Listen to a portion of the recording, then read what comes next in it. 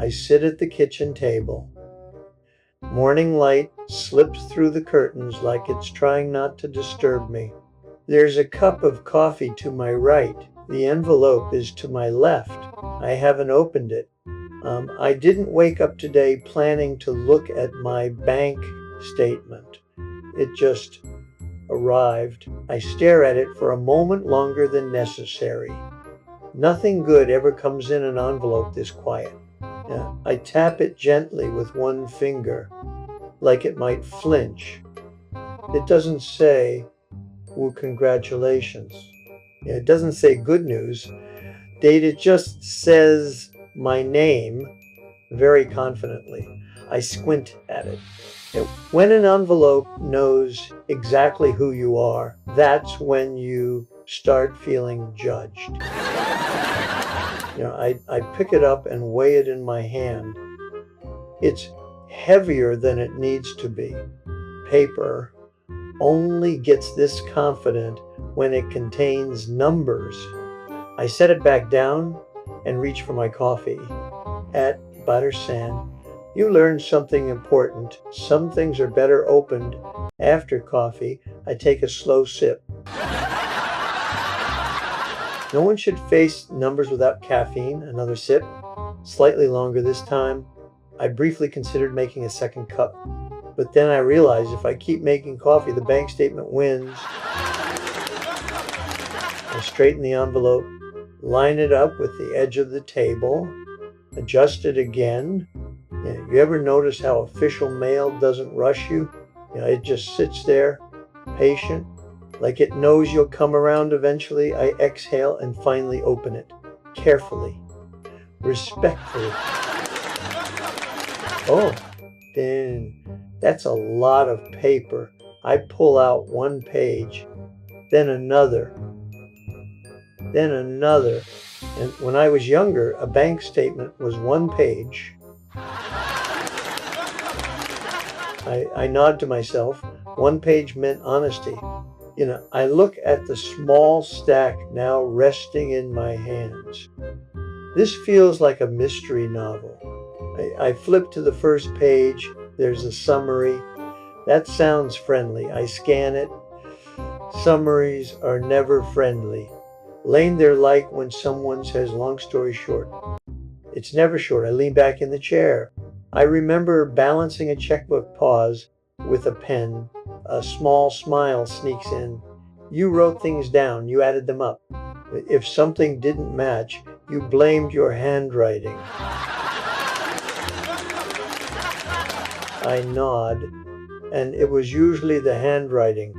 I look back at the statement. Now, I'm not sure who this is for.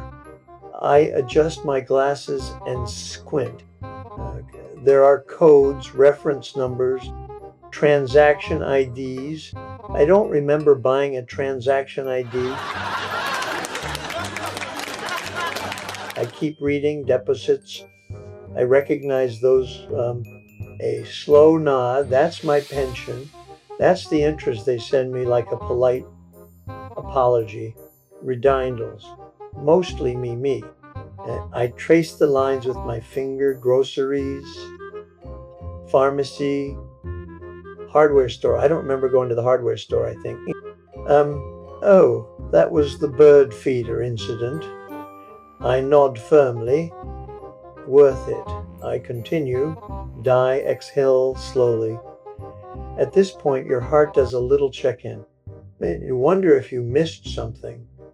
I tap the table. If you made a mistake, if you accidentally signed up for something, then that's been quietly charging you ever since. I frown slightly. I once subscribed to a magazine.